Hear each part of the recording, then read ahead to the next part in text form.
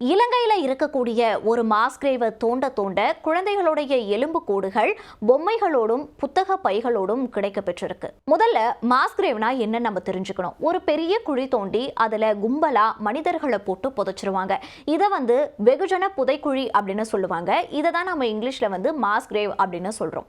அதாவது இலங்கையில பல ஆண்டுகளாகவே அகழ்வாராய்ச்சி பணிகளானது நடைபெற்றுட்டு வருது.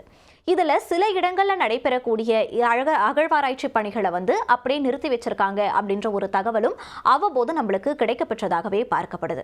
இதுல முக்கியமா பார்க்கப்படுறதுதான் யாழ்ப்பாணத்துல இருக்கக்கூடிய செம்மணி அப்படின்ற பகுதியில இருக்கக்கூடிய புதைக்குழிகள். இந்த செம்மணி பகுதியில நிறைய புதைக்குழிகள் இருக்கு. எதனால இந்த செம்மணி பகுதியில நிறைய புதைக்குழிகள் இருக்கு அப்படின்னு சொன்னா, ஒரு ராணுவ வீரர் அவர் இப்ப ரிட்டையர்மெண்ட் ஆயிட்டாரு. அந்த ராணுவ வீரர் அங்கதான் நிறைய மனிதர்களை புதைச்சு வச்சதா ஒரு தகவலானதை சொல்லியிருக்காரு அப்படின்னு ஒரு தகவல் சொல்லப்படுது. இதன் அடிப்படையில் யாழ்ப்பாணத்தில் இருக்கக்கூடிய இந்த செம்மணி பகுதியில் நிறைய புதைக்குழிகள் இருக்கிறத அகழ்வாராய்ச்சியாளர்கள் கண்டுபிடிக்கிறாங்க. அங்க அகழாய்வு பணிகளும் நடைபெற்றுட்டு வருது. அந்த பணிகள் மூலமா இப்போ 40 மனித எலும்புக்கூடுகள் இப்ப கண்டுபிடிக்கப்பட்டிருக்கு.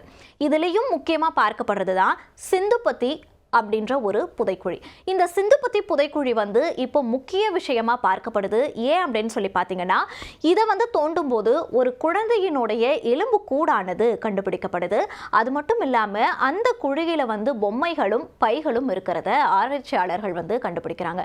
அதன் பிறகு அந்த இடத்துல ஆராய்ச்சியானது தீவிரப்படுத்தப்படுது. மேலும் தோண்டும் போது இன்னும் 2 குழந்தைகளுடைய எலும்பு கூடுகள் அங்க கண்டுபிடிக்கப்படுது. எதனால இந்த இடத்துல இத்தனை குழந்தைகளுடைய எலும்பு கூடுகள் இருக்கு? இந்த குழந்தைகள் எல்லாம் யாரா இருப்பாங்க? அது மட்டும் இல்லாம இதெல்லாம் பொம்மைகளோட இருக்கே, பேக்கோட இருக்கே, அப்ப என்ன நடந்திருக்கும் அப்படின்ற ஒரு கேள்வி பொதுவா எல்லாருக்கும் எழக்கூடிய ஒன்றுதான். அப்போ இலங்கையில இருக்கக்கூடிய பாதிக்கப்பட்ட தமிழர்களுடைய மனது எப்படி இருக்கும் இந்த எலும்பு கூடுகள் எல்லாம் பார்க்கும்போது அப்படின்றதும் நம்மளுடைய மனசை கணக்க செய்கிறது அப்படின்னு நம்ம சொல்லலாம். இந்த அகழ்வாராய்ச்சி பணியை இன்னும் தீவிரப்படுத்தணும் அப்படின்னு சொல்லிட்டு அங்க இருக்கக்கூடிய பாதிக்கப்பட்ட மக்கள் வைக்கக்கூடிய ஒரு கோரிக்கையா பார்க்கப்படுது. ஏன் அப்படின்னு சொல்லி பார்த்தீங்கன்னா, நிறைய இடங்கள்ல மனித எலும்பு கூடுகள் கண்டுபிடிக்கப்படுது. ஆனா அப்பப்ப அதை ஸ்டாப் பண்ணிடுறாங்க. ஆனா இதை அவங்க இன்னும் இந்த அகழ்வாராய்ச்சியை தீவிரப்படுத்தணும். எங்களுக்கு இந்த குழந்தைகளுடைய எலும்பு கூடுகள் எல்லாம் யாரோடது அப்படின்னு கண்டுபிடிக்கணும். எங்களுக்கு நீதி கிடைச்சே ஆகணும் அப்படின்னு சொல்லிட்டு அங்க இருக்கக்கூடிய பாதிக்கப்பட்ட மக்கள் வைக்கக்கூடிய ஒரு கோரிக்கையா பார்க்கப்படுது. இப்ப இதுல என்னன்னா, வலிந்து காணாமல் ஆக்கப்பட்டோர் சங்கத்தினுடைய பொதுச் செயலாளர் லீலா தேவி ஆனந்த நடராஜா ஒரு தகவலை சொல்றாங்க. என்னன்னு பாத்தீங்கன்னா, 29 குழந்தைகள் அவங்களுடைய பெற்றோரோட ராணுவத்திற்கிட்ட போயிட்டு சரணடைஞ்சிட்டாங்க அப்படின்ற ஒரு தகவலை சொல்றாங்க. ஏற்கனவே அந்த காலகட்டத்தில் இது பேசுபொருளான ஒரு விஷயமாகவும் இருந்தது. சற்று நம்ம வரலாற்றை திரும்பி பார்க்க வேண்டியதா இருக்கு. என்னன்னு பாத்தீங்கன்னா, இலங்கையில நடந்த அந்த உள்நாட்டு போர் உச்சகட்டத்தை அடைஞ்ச ஒரு தருணம் எப்பன்னு பாத்தீங்கன்னா, அந்த 90 காலகட்டங்களில் இருந்து அந்த 2009 இந்த காலகட்டத்தில் தான் அது மிக பெரும் உச்சத்தை அடைஞ்சது அந்த போர் அப்படின்னே சொல்லலாம். இதில் இந்த போர் முடிவுக்கு வந்த காலம் அப்படின்னு சொல்லி பார்க்கும்போது 2009ஆம் ஆண்டு மே 18ஆம் தேதி முள்ளிவாய்க்கால் அப்படின்ற ஒரு பகுதியில் இந்த போர் முடிவுக்கு வருது. அதை தான் நம்ம எல்லாரும் மே 18ஆம் தேதி முள்ளிவாய்க்கால் தினம் அப்படின்னு சொல்லிட்டு நம்ம நம்மளுடைய இரங்கல்களை தெரிவிச்சுக்கிட்டு இருக்கோம். ஓகே, இப்போ என்ன அப்படின்னு சொல்லி பார்த்தீங்கன்னா, இந்த போர் உச்சகட்ட காலத்தில் இருந்த அந்த ஒரு காலகட்டத்தில் தான் 29 குழந்தைகள் அவங்களுடைய பெற்றோரோட போயிட்டு இலங்கை ராணுவத்தினர்கிட்ட சரணடைஞ்சிட்டாங்க அப்படின்ற ஒரு தகவலை சொல்றாங்க. அந்த காலகட்டத்தில் இது மிக பெரும் பேசு பொருளா இருந்துச்சு தமிழகத்திலையும். இப்போ அந்த 29 குழந்தைகளுடைய நிலை என்ன அப்படின்னு எங்களுக்கு தெரியல. போர் முடிஞ்ச பிறகும் அவங்க என்ன ஆனாங்க, அவங்க பெற்றோர் என்ன ஆனாங்க அப்படின்றதும் எங்களுக்கு தெரியல அப்படின்னு சொல்லிட்டு இந்த வலிந்து காணாமல் ஆக்கப்பட்டோர் சங்கத்தினுடைய பொதுச் செயலாளர் சொல்றாரு. இப்போ எங்களுக்கு தேவையெல்லாம் டிஎன்ஏ டெஸ்ட் எடுக்கலாம். நாங்க டிஎன்ஏ டெஸ்ட் எடுங்க அப்படின்னு சொல்றது வெற்றி இறுதி சடங்கு செய்யறதுக்காக கிடையவே கிடையாது. இப்போ அந்த 29 குழந்தைகள்ல யாரேனும் எங்கேனும் உயிரோட இருக்கலாம். அவங்கள இந்த டிஎன்ஏ டெஸ்ட் எடுத்து இந்த தகவல் எல்லாம் வெளியே வந்துச்சு அப்படின்னு சொன்னா அவங்க தேடி வருவாங்க இல்லையா, அதுக்காகவும் சொல்றோம். அது மட்டும் இல்லாம மேற்கொண்டு ஒரு முக்கியமான விஷயம் இருக்கு. இவங்கெல்லாம் யாரு, இவங்களுக்கு தீங்கு இழைச்சது யாரு அப்படின்றதும் எங்களுக்கு கிடைக்க பெறணும். அவங்களுக்கு நீதி கிடைக்க பெறணும், குற்றவாளிகளுக்கு தண்டனை கிடைக்க பெறணும் அப்படின்ற ஒரு முக்கியமான விஷயத்தையும் இவங்க சொல்றாங்க. இவங்க மட்டும் இல்ல, அங்க இருக்கக்கூடிய எல்லா சங்கங்களும் சரி, பாதிக்கப்பட்ட தமிழர்களும் சரி, இந்த ஒரு கோரிக்கையை இப்ப முன்வச்சுக்கிட்டு இருக்காங்க. இப்போ இலங்கையில நடந்துகிட்டு இருக்கக்கூடிய இந்த அகழ்வாராய்ச்சி பணிகளின் போது பல்வேறு பாதுகாப்பு ஏற்பாடுகள் எல்லாம் அங்க போடப்பட்டிருக்கு. இதுல குறிப்பா போடப்பட்டதுதான் இந்த செம்மணி அப்படின்ற ஒரு இடத்துக்கு. செம்மணி இடத்துக்கு நிறைய பாதுகாப்பு ஏற்பாடுகள்லாம் இப்ப பலப்படுத்தப்பட்டிருக்கு அப்படின்னு சொல்லலாம். அதுலயும் முக்கியமா இந்த சிந்துபத்தி அப்படின்ற இந்த இடத்துக்கு கூடுதல் பாதுகாப்பானது இப்ப போடப்பட்டிருக்கு.